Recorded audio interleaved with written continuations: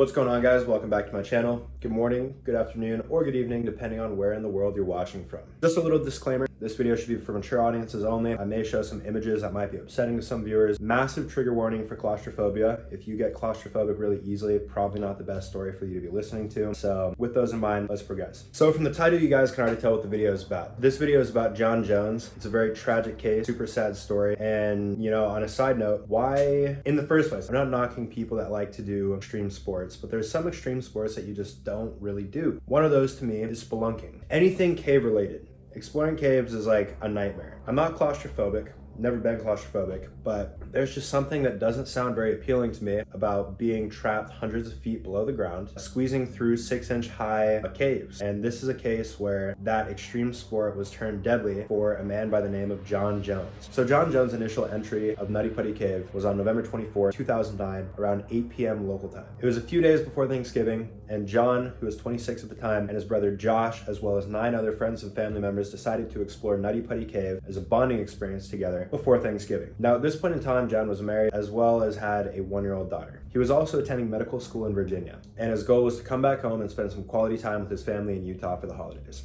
John did have a decent amount of experience, but it had been quite some time before he had done any cave exploring. He was 6 feet tall, 200 pounds, so he was quite a bit larger than what he used to be able to do. Nevertheless, he still felt quite confident as he went into Nutty Putty Cave, which is a relatively advanced cave known for very tight squeezes and a wide variety of areas to explore. John was down there for about an hour before he decided to explore one portion of the cave known as the birth canal. And as you can guess, the birth canal is an extremely tight-fitting area that not a lot of people had a lot of experience going into. This was one of the more uncharted portions of the cave.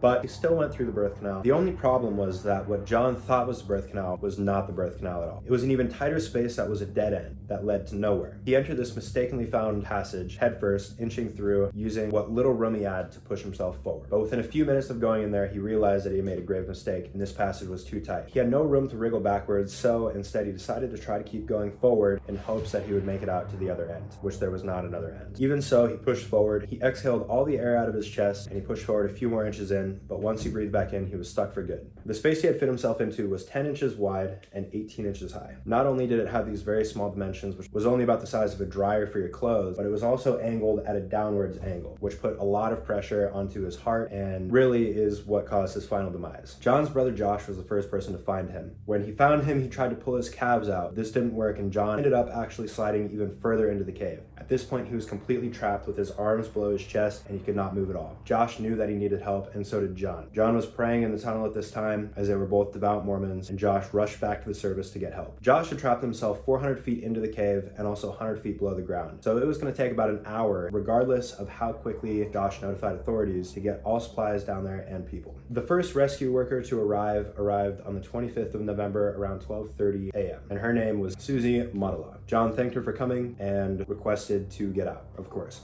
For the next 24 hours, over 100 different rescue personnel tried to work him out of the cave. They tried using a system of pulleys and ropes in order to pull him out, but none of this worked to any avail. The cave opening was so tight that only one person could go down at a time, which made it very challenging to try to save John. This cave had been known to be extremely dangerous up to this point as well. In 2004, 2 Boy Scouts had nearly lost their lives within a week-long span of each other in the exact same place where John Jones was now stuck. So the situation was looking quite dire. With John now connected to the series of pulleys, rescuers tried to pull him free once and for all, but one of the anchors that was attached to a loose portion of the wall failed, and this completely ruined the pulley, dooming John to be trapped there. On November 25th of 2009, John Jones was pronounced dead. His heart had failed because of the vast amount of strain that it took for his heart to pump the blood around his body due to that downward angle. With no other option to be able to even recover his body, the cave was permanently sealed and no other visitors were allowed in. And it's been sealed up until that point, with John Jones still trapped inside. And such is the tragic story of John Jones, a spelunker who bit off more than he could chew. So that's it, guys. Thank you guys for watching the video. For those of you that stuck around to the end, I do appreciate it. Make sure you leave a like on the video. Let me know what you want to see next. Drop some suggestions down below, what I could improve, what you liked about the video, and I'll see you guys in the next one. Peace out.